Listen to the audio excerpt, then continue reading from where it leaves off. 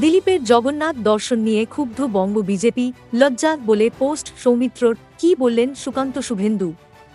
বরাবর দলীয় শৃঙ্খলা মেনে চলতেই দেখা গিয়েছে তাঁকে। একদা আরএসএসের শিষ্য দিলীপ ঘোষের জীবনে শৃঙ্খলার গুরুত্বই আলাদা। কিন্তু বুধবার দীঘার জগন্নাথ মন্দির উদ্বোধনের পরপরই তিনি যা করলেন তাতে দল বেশ ক্ষুব্ধ। বুধবার বিকেলেই রাজ্য বিজেপির প্রাক্তন সভাপতি সস্ত্রীক চলে গেলেন মন্দিরে।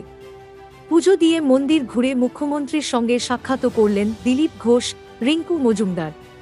তারপরই বিজেপির তরফে একের পর এক নেতা প্রতিক্রিয়া দিতে শুরু করেছেন। শুভেন্দু অধিকারী, সুকান্ত মজুমদাররা বিষয়টিকে গুরুত্ব দিতে নারাজ।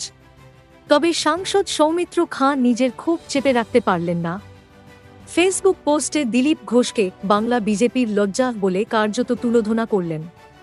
এদিন একদিকে দীঘায় যখন জগন্নাথ ধামের উদ্বোধন, তখন কাঁথিতে হিন্দু সনাতনী মহাসম্মেলনের আয়োজন করেন বিরোধী দলনেতা শুভেন্দু অধিকারী। সেই সম্মেলনে নাকি আমন্ত্রণ পাননি দিলীপ ঘোষ। যদিও দিলীপ ঘোষ আগেই জানিয়েছিল উদ্বোধনের পর দীঘার মন্দিরে যাওয়ার ইচ্ছে আছে তাঁর। এও জানিয়েছিলেন জগন্নাথ দেবকে নিয়ে রাজনীতির কিছু নেই।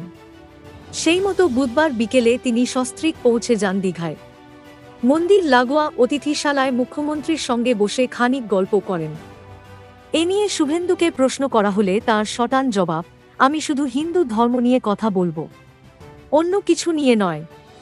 কে কোথায় গিয়েছে সেটা তাদের ব্যক্তিগত ব্যাপার, আমি কিছু বলতে পারবো না।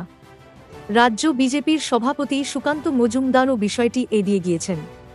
তার মন্তব্য, শুনেছি ওকে আলাদাভাবে আমন্ত্রণ জানানো হয়েছে, ওর স্ত্রীকেও আমন্ত্রণ করা হয়েছে, তাই ওরা গিয়েছেন। এটা তো ওদের ব্যক্তিগত ব্যাপার। তবে দিলীপের দীঘা সফর ও জগন্নাথ দর্শন নিয়ে সৌমিত্র খাঁর পোস্টে রীতিমতো ক্ষোভের সুর। তিনি লিখেছেন, একজন ত্যাগী থেকে কিভাবে ভোগী হয়ে উঠতে হয় তার আদর্শ নিদর্শন আপনি দিলীপ বাবু। বাবুল সুপ্রিয় থেকে মুকুল রায়, এদের তাড়িয়ে আজ আপনি নিজেই তাদের পথ অনুসরণ করেছেন। কতটা নির্লজ্জ হলে এমন আদর্শবান পুরুষ হওয়া যায় তা চিন্তার বিষয়। বাংলার বিজেপির লজ্জা আপনি। এ থেকেই স্পষ্ট, দিলীপ ঘোষের দীঘা যাওয়া, মুখ্যমন্ত্রীর সঙ্গে দেখা করা, এসব মোটেই ভালোভাবে গ্রহণ করছে না বঙ্গ বিজেপি।